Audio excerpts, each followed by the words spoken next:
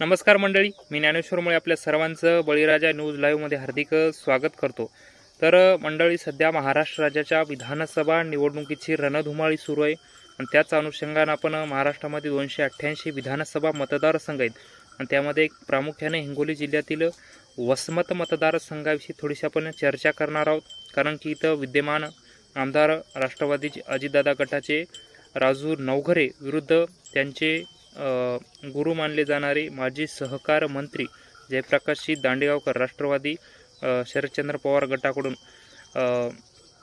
यांच्या दोघांमध्ये म्हणजे ही मोठी लढत आहे। त्याचबरोबर जर बघितलं तर आपण अपक्ष गुरुपादेश्वर शिवाचार्य महाराज, तर वंचितकडून बघितलं तर प्रीतीताई जयस्वाल सुद्धा उमेदवारी अर्ज यांचा सुद्धा उमेदवारी अर्ज इथं आहे। ह्या सुद्धा इथे उभे आहेत। तर आता या चौघांमध्ये वसमतची लढाई कोण जिंकणार, तर त्या संदर्भात एक आपण डिटेलमध्ये अपडेट आपण पुढच्या 2 ते 3 मिनिटाच्या माध्यमातून सविस्तरपणे पाहण्याचा प्रयत्न करणार आहोत। व्हिडिओ शेवटपर्यंत नक्की बघा।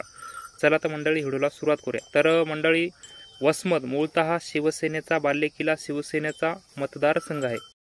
वसमत मूळतः शिवसेनेचा बालेकिल्ला असलेला मतदारसंघ, बाळासाहेब ठाकरे यांच्यावर निस्वार्थपणे प्रेम करणारा हा मतदारसंघ आहे।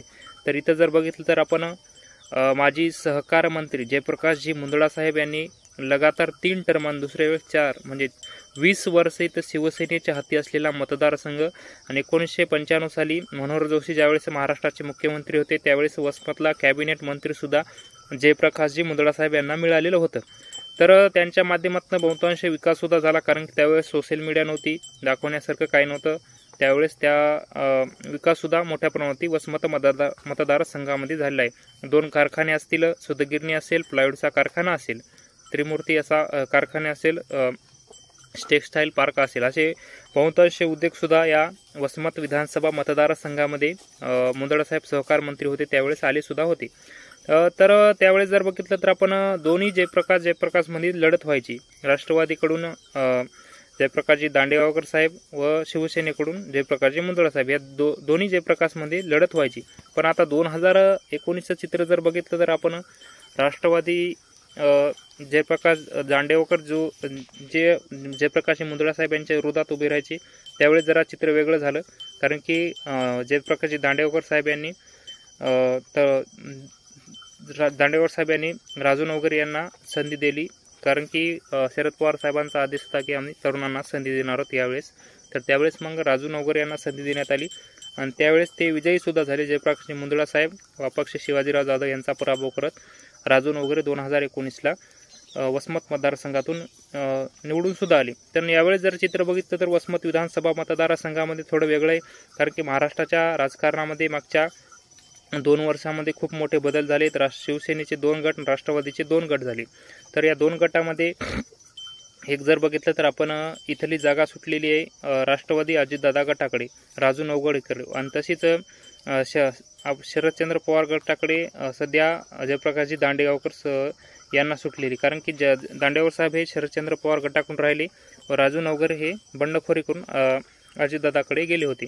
पण यावेळी जरा चित्र वेगळे, कारण की राजू नवघरे विरुद्ध जयप्रकाश दांडेगावकर गुरु शिष्य विरुद्ध लढत, व तसेच जर बघितलं तर अपक्ष गुरुपादेश्वर शिवाचार्य महाराज सुद्धा इथं निवडणूक लढत आहेत। तर वंचितकडून प्रीतीताई जयस्वाल सुद्धा इथं निवडणूक लढत। आता या चौघाच्या टक्करमध्ये जर विचार केला तर आपण वसमतची जागा कोणाच्या हाती जाईल, तर आता एक विचार केला तर आता मराठा मतदार वसमतमध्ये 1,29,000, तर ते मतदान होणार निम दोघा जयप्रकाश दांडेगावकर साहेबाला व राजू नवघरेला निम होणार, आणि काही गुरुपादेश्वर शिवाचार्य महाराजांना सुद्धा जाऊ शकतो। आता राहिला प्रश्न ओबीसी मतदारसंघाचा। आता ओबीसीचा विचार केला तर आपण ओबीसी बांधवांचा, कारण की मराठा ओबीसी संघर्ष माननीय मनोजदादा जरांगे पाटील यांच्या नेतृत्वामध्ये मराठा समाजाचं आंदोलन चालू होतं।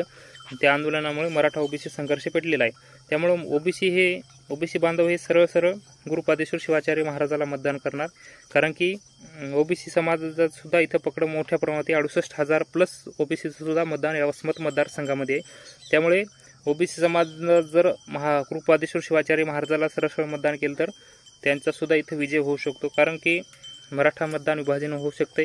आता राहिला प्रश्न मुस्लिम मतावर। तर मुस्लिम मत ज्या बाजूने जाईल, जयप्रकाशजी दांडेगावकर साहेब किंवा नवघरेकडे, या जर दोघांपैकी एकाकडे जर गेलं त्यांचासुद्धा इथं विजय होऊ शकतो.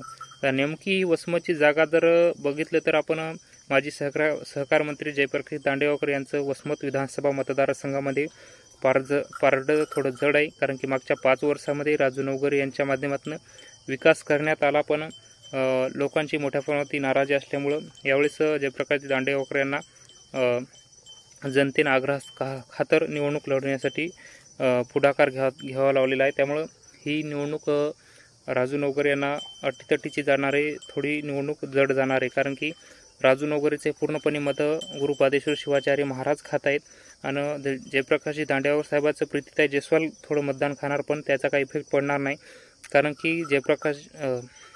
कारण की मराठा मतदान प्लस मुस्लिम मतदान हे मोठ्या प्रमाणात साहेबाच्या बाजूने, कारण राजू नवघरेच्या मतदाराचा विचार केला तर मराठा मतदान हे विभाजन होऊन पुन्हा ओबीसी मतदान हे ओबीसी समाजानं मराठा मुद्दा जो विधानसभेमध्ये आरक्षणाचा उपस्थित केल्यामुळं ओबीसी समाजाची नाराज असल्यामुळे ओबीसी समाज हा नवघरेकडे मतदान कमी करू शकतो. त्यामुळे गुरुपादेश्वर शिवाचार्य महाराज राजूभाई नवघरे यांचं मतदान खाणार. त्यामुळे वसमतची लढाई ही